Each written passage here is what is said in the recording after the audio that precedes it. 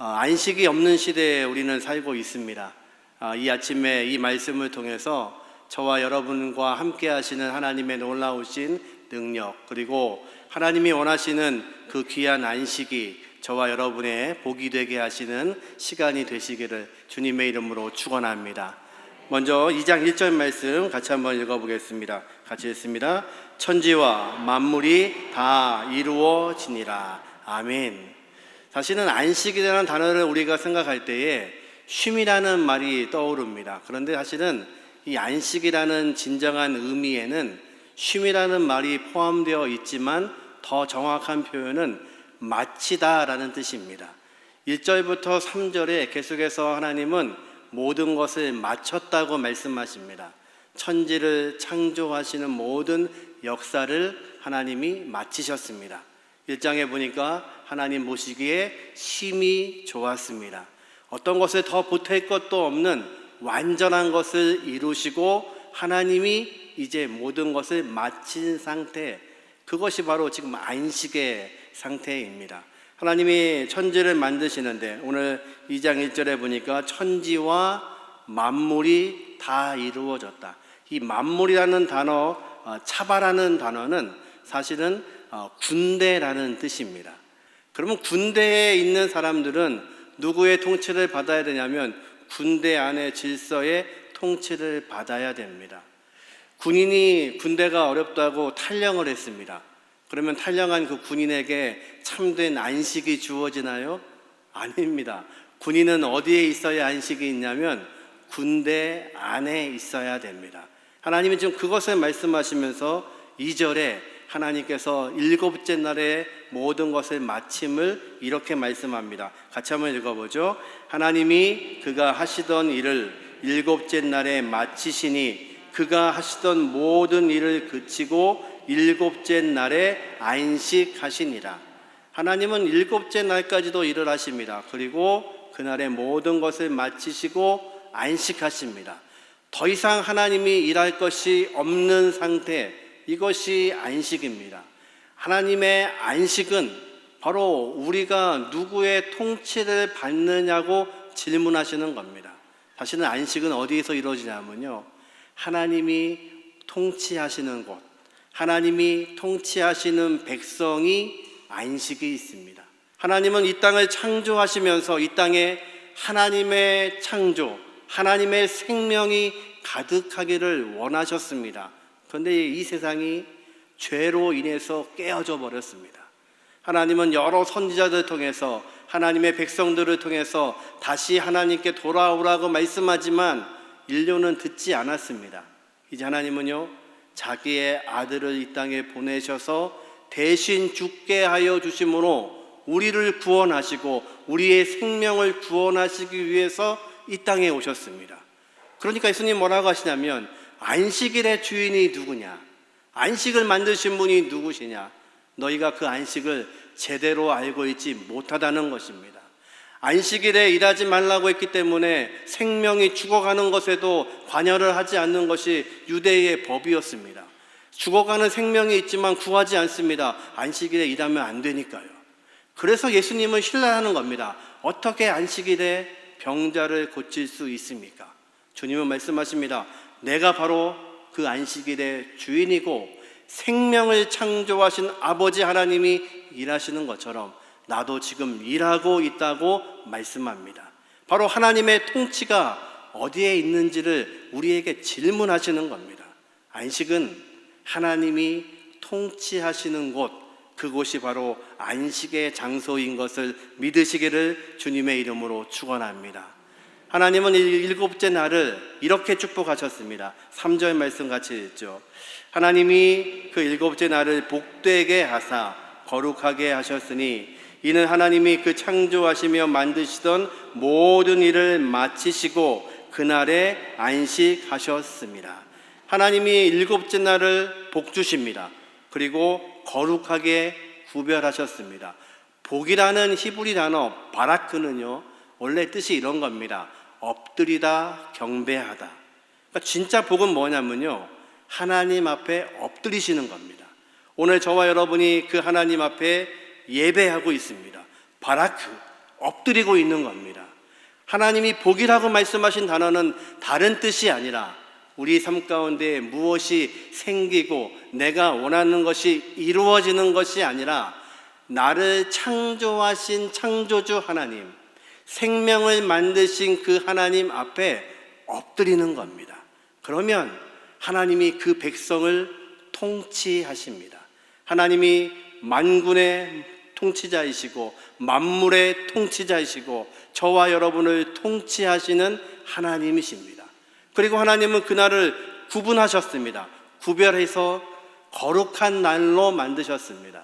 저와 여러분은요, 오늘 우리의 시간을 구별하고 우리의 물질을 구별하여 하나님께 예배하고 있습니다. 하나님은 구별하셔서 성소에 자기의 이름을 두셨습니다. 그리고 이스라엘 백성이 가나안 땅에 정착하자 성전을 완공하시고 성전에 나의 이름을 두셨다고 말씀하십니다. 그런데 그 성전의 예배가 온전한 예배가 되지 않습니다. 하나님이 원하신 것은 하나님이 이스라엘 백성을 통치하시는 것입니다.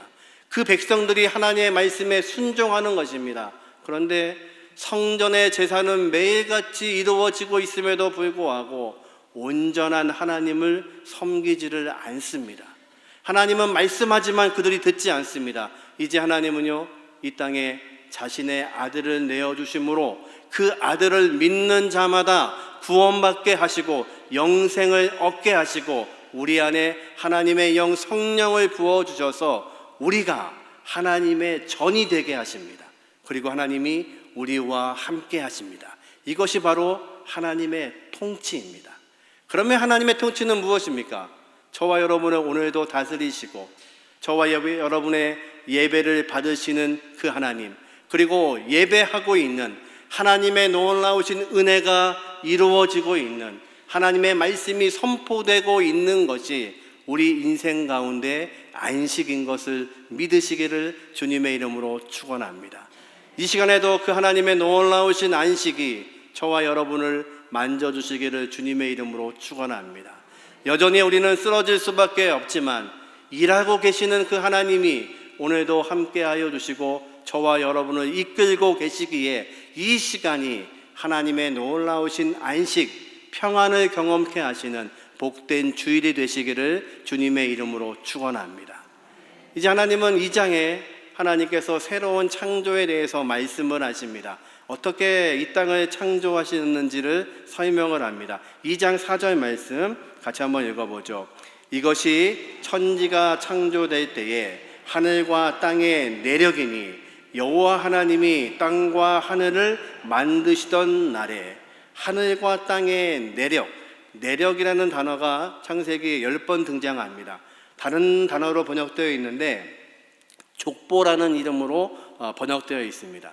이것이 바로 하나님이 하늘과 땅을 만드신 처음 이야기, 족보의 이야기, 내력이라고 설명을 합니다.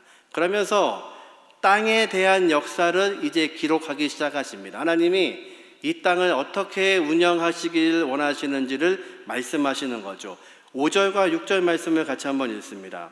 여호와 하나님이 땅에 비를 내리지 아니하셨고 땅을 갈 사람도 없었으므로 들에는 초목이 아직 없었고 밭에는 채소가 나지 아니하였으며 안개만 땅에서 올라와 온 지면을 적셨더라. 하나님이 천지를 창조하신 땅의 모습이 지금 이랬습니다. 근데 가만히 보니까요, 아무것도 없습니다. 채소도 나지 않습니다. 왜냐하면요, 이 땅을 다스리고 인도할 사람이 아직 없는 겁니다. 창세기 1장에는 하나님의 이름을 하나님이 이렇게 말합니다. 엘로힘. 근데 2장에는 하나님의 이름이 바뀝니다. 여호와 하나님, 야훼 하나님. 원래 하나님의 이름은 없으십니다. 하나님이 모세에게 명령하시자 모세가 그러면 나를 보내신 분이 누구라고 설명할까요? 나는 스스로 있는 자다. 그러면서 하나님이 자신을 여호와라고 말씀하십니다. 야훼. 그 말씀은 이 구약 설명에 있어서 구약을 읽다가 여호와라는 이름이 등장하면 그것은 하나님이 우리에게 약속을 의미하십니다. 하나님의 계획이 있다는 말씀을 하실 때 여호와 하나님이라고 자신을 소개합니다. 즉 하나님이요, 창조 가운데 이 땅의 역사 가운데 계획이 계신 겁니다. 어떤 계획이냐면요, 7절이 하나님의 놀라우신 계획입니다. 같이 한번 읽어보죠. 여호와 하나님이 땅의 흙으로 사람을 지으시고 생기를 그 코에 불어넣으시니 사람이 생명이 되니라. 아멘. 하나님이 사람을 만드십니다. 재료는 무엇이었냐면요, 이 모든 만물을 만드신 흙이 재료였습니다. 아담, 원래 그 이름의 뜻이 흙이라는 뜻입니다. 하나님이 모든 만물을 흙으로 만드셨습니다. 그래서요, 우리가 죽으면 모든 만물은 흙으로 돌아가게 되어 있습니다. 그런데 하나님 놀랍게도 사람을 만드실 때 재료는 흙으로 만드십니다. 그런데 그 안에 하나님의 놀라우신 성품, 하나님의 생기를 불어 넣으십니다. 그래서 사람은 그 하나님의 생기로 생명, 살아있는 존재가 되었습니다. 왜 하나님은 이렇게 만드셨을까요? 이 땅을 모든 것들을 창조하시고 하나님이 보시기에 좋았다고 말씀하시는 이 자연의 모든 것들을 사람을 통해서 정복하고 복되게 하시고 그리고 풍요롭게 하시기 위해서 사람을 택하시는데, 사람을 어디서 만드셨냐면 똑같이 흙에서 만드셨습니다. 사람만이 흙과 하나님을 연결할 수 있는 유일한 존재입니다. 흙으로 만들어진 사람이지만 그 속에 하나님의 성품, 하나님의 영이 우리 안에 들어와 있습니다. 그래서 하나님의 생각대로, 하나님의 말씀대로 이 땅을 정복하며 다스릴 수 있는 권한이 인간에게 주어진 것입니다. 예수님이 이 땅에 오십니다. 하나님의 존재로 그분은 하나님이셨습니다. 그런데 인간의 몸으로 오십니다. 왜 그랬을까요? 우리를 구원하시기 위해서 그분은 인간과 하나님을 연결하는 도구가 되어야 됩니다. 그래서 그분이 참 인간으로 이 땅에 오시고 참 하나님으로 이 땅에 오신 존재이십니다. 그래야 우리를 구원하실 수 있었습니다. 저와 여러분은 또 어떤 존재입니까? 하나님이 구원하셔서 하나님의 백성으로 이 땅에 살게 하십니다. 그리고 이 땅에 있는 하나님을 모르는 모든 사람들과 하나님을 연결하는 도구로 우리를 사용하기를 원하십니다. 그래서 여러분, 안식은 무엇일까요? 안식은 바로 하나님과 연결되어 있는 겁니다. 아담이 하나님과 연결되어 있어서 흙으로 만든 모든 피조물 가운데 그들을 다스리는 존재로 하나님이 만드신 것처럼 주님께서 이 땅에 오셔서 하나님과 세상을 연결하신 것처럼, 그래서 주님은 말씀하시죠. 나로 말미암지 않고는 아버지께로 올 자가 없느니라. 저와 여러분을 세우신 그 장소, 그리고 저와 여러분이 하나님과 연결되어 있는 그곳이 바로 안식의 장소인 것을 믿으시기를 주님의 이름으로 축원합니다. 하나님은 사람을 만드시고 이제 에덴을 만드십니다. 2장 7절 말씀 같이 한번 읽어보죠. 여호와 하나님이 땅의 흙으로 사람을 지으시고, 2장 8절입니다. 여호와 하나님이 동방의 에덴에 동산을 창설하시고 그 지으신 사람을 거기 두시니라. 에덴을 창설하시고, 창설하다는 뜻이 텐트를 치다라는 뜻입니다. 이스라엘 백성은 애굽에서 나와서 광야를 지나면서 어떻게 살았냐면 텐트를 치고 살았습니다. 그들이 텐트를 치는데 가운데는 누가 있냐면 하나님의 성막이 존재합니다. 성막 위에는요, 구름기둥과 불기둥이 존재합니다. 구름기둥과 불기둥이 움직이면 텐트를 걷어야 됩니다. 구름기둥이 멈춰서면 하나님의 성막을 짓고 동서남북으로 지파들이 자신들의 텐트를 칩니다. 언제까지요? 구름기둥과 불기둥이 움직일 때까지요. 움직이지 않고 구름기둥이 머물러 있으면 한 달이라도 1년이라도 그 자리에 멈춰 서 있어야 됩니다. 이스라엘 백성은 지금 광야에서 이 말씀을 듣고 있습니다. 하나님이 천지를 만드시고 에덴 동산을 창설하셨다. 하나님이 에덴이라는 동산을 텐트를 치셨다. 그들이 지금 텐트 안에서 이 말씀을 듣고 있는 겁니다. 무엇을 의미할까요? 그들은 400여 년 동안 애굽의 종으로 살았습니다. 휴식이 없었습니다. 안식이 없던 사람들입니다. 그런데 비로소 이 광야에 나와서 하나님을 바라보면서 안식을 누리고 있는 겁니다. 누구를 따라가니까요? 하나님을 따라가니까. 누구와 연결되어 있으니까요? 하나님과 연결되어 있으니까. 구름기둥과 불기둥이 움직이며 성막을 걷고 자신들의 텐트를 걷습니다. 그리고 따라갑니다. 어디로 가는지 알지 못합니다. 광야를 지나갑니다. 광야는 물이 없고 먹을 것이 없는 곳입니다. 그래서 이스라엘 백성은 끊임없이 애굽을 꿈꿨습니다. 애굽에는 마늘이 있고 애굽에는 부추가 있는데 우리는 이곳에서 아무것도 없다고. 근데 그들은 알지 못했습니다. 그 하나님께 연결되어 있어서 구름기둥과 불기둥을 바라보며 걸을 수 있는 것이 하나님께 붙어 있는 참된 안식이라는 것을 몰랐던 겁니다. 저와 여러분은 어떠십니까? 여러분은 이 아침에 여러분의 마음 가운데 진정한 안식이 있으십니까? 그 안식은 다른 것이 아닙니다. 내가 원하는 것을 갖고 있어서 안식을 얻을 수 있는 사람은 아무도 없습니다. 물질을 더 많이 갖고 있어서, 더 많이 건강하여서, 더 많이 권세를 갖고 있어서 안식할 수 있는 사람은 아무도 없습니다. 반면에 이 모든 것이 없는 광야라 할지라도 하나님과 연결되어 있으면 오늘도 하나님의 말씀대로 순종하며 내 시간을 구분하고 물질을 구분하여 하나님 앞에 바라크 엎드려서 예배할 수 있다면 지금 저와 여러분은 하나님의 놀라우신 창조의 안식을 누리고 있는 것을 믿으시기를 주님의 이름으로 축원합니다. 이스라엘 백성은 그 하나님의 구름기둥과 불기둥을 쫓아 움직였습니다. 그것이 안식인지 모르고 그들은 따라갔습니다. 그랬더니요, 하나님 준비하신 가나안을 하나님이 허락하시고 그 땅에서 하나님이 예배받기 원하시고 그 땅을 구분하여서 그들에게 나누어 주셨습니다. 저와 여러분이 오늘도 이 예배를 통해서 하나님 허락하시는 놀라우신 그 안식을 경험하고 하나님께 연결되어 있는 하나님의 백성으로 살 수 있는 은혜가 있기를 주님의 이름으로 축원합니다. 또 하나님은요, 이제 마지막으로 2장 마지막 부분에 하나님의 또 다른 놀라운 계획을 또 계획하십니다. 바로 사람 중에서 돕는 배필을 만드시겠다는 계획입니다. 18절 말씀 같이 한번 읽어보죠. 여호와 하나님이 이르시되 사람이 혼자 사는 것이 좋지 아니하니 내가 그를 위하여 돕는 배필을 지으리라 하시니라. 하나님이 천지를 창조하시고 모든 것들을 바라보시면서 좋으셨습니다. 토부, 좋으시다. 근데 사람을 보고 아담을 보고 혼자 있는 것이 좋지 않으십니다. 로토부. 근데 하나님이 아담을 보시면서 좋지 않은 것이 완전하지 않다는 의미가 아닙니다. 아담이 이 모든 것들을 수행하기 위해서 하나님 창조하신 세상을 다스리고 정복하기 위해서 더 좋은 모습으로 지어지기에 부족한 겁니다.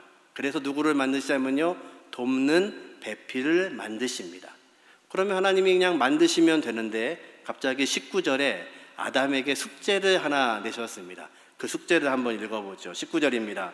여호와 하나님이 흙으로 각종 들짐승과 공중의 각종 새를 지으시고 아담이 무엇이라고 부르나 보시려고 그것들을 그에게로 이끌어 가시니 아담이 각 생물을 부르는 것이 곧 그들의 이름이 되었더라. 아멘. 하나님이 어떤 숙제를 내시냐면요, 하나님 지으신 모든 생물들을 아담에게 끌고 오십니다. 얼마나 많았을까요? 그리고 숙제는 뭡니까? 그들의 이름을 지으라는 겁니다. 이렇게 하나님은 우리의 존재를 보시면서 이름을 바꾸십니다. 하나님이 아담에게 이름을 지으라는 것은 그 존재에 대해서 정확히 알지 못하면 이름을 지을 수가 없습니다. 그런데 하나님은요, 이 아담을 지으실 때 하나님의 영으로 지으셨습니다. 하나님이 태초에 천지를 만드실 때에 빛이 있으라 말씀하시자 빛이 있었습니다. 빛을 주관하는 달과 해를 만드십니다. 그대로 되었습니다. 놀라운 것은 아담이 그들을 부르는 대로 생물들의 이름이 되었습니다. 하나님의 놀라운 영광을 그가 가지고 있는 겁니다. 그래서 사람은요, 이 말에 권세가 있습니다. 그래서 누구를 저주하는 말을 하시면 안 됩니다. 우리는요, 이 말대로 하나님이 사용하십니다. 이제 아담을 그렇게 시험을 하시는 겁니다. 근데 이 시험을 통해서 왜 하나님은 이름을 짓게 하셨을까요? 아담이 이 모든 생물의 이름을 지으면서 두 가지를 발견합니다. 첫 번째는요, 모든 생물들에게는 다 짝이 있다는 겁니다. 그런데 나만 짝이 없네. 첫 번째 느낀 것은요, 나만 짝이 없구나.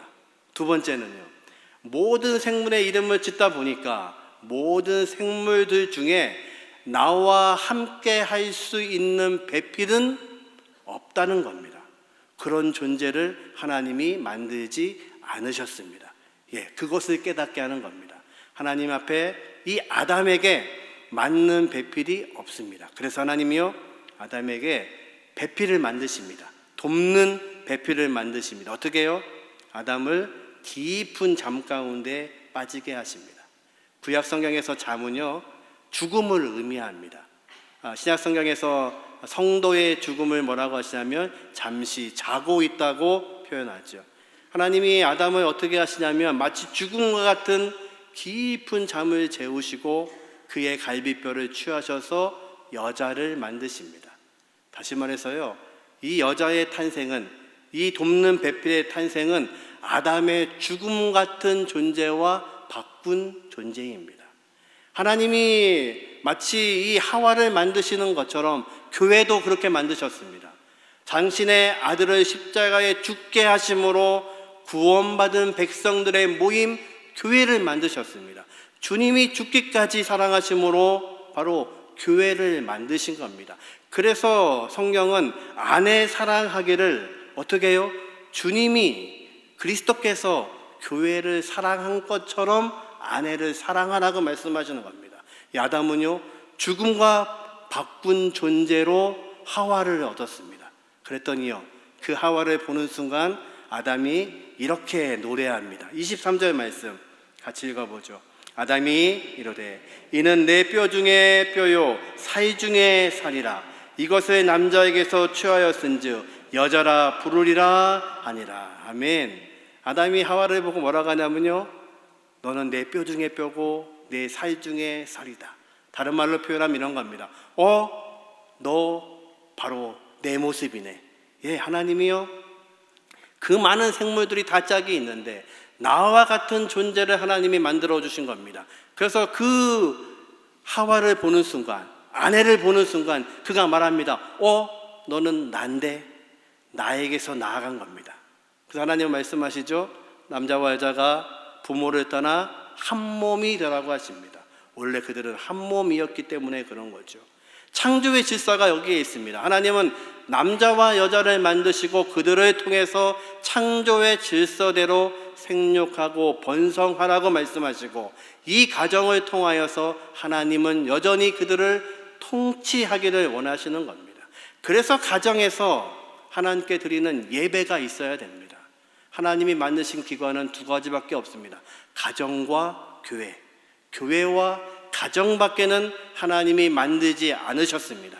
이 가정과 교회를 통해서 너희가 진정한 안식은 하나님이 그 가정을 통치하고 하나님이 그 교회를 통치하고 계시고 하나님이 그들과 연결되어 있는 가정이 되게 하시고 교회는 하나님과 연결되어 있어서 하나님이 계획하시고 준비하시는 것들을 가정과 교회를 통해서 이루기를 원하시는 겁니다. 오늘도 우리의 삶 가운데, 우리의 예배 가운데 여전히 인도하시는 전능하신 하나님께서 우리에게 참된 안식을 허락하여 주시고 저와 여러분을 통치하시고 인도하시는 귀한 복이 있기를 주님의 이름으로 축원합니다.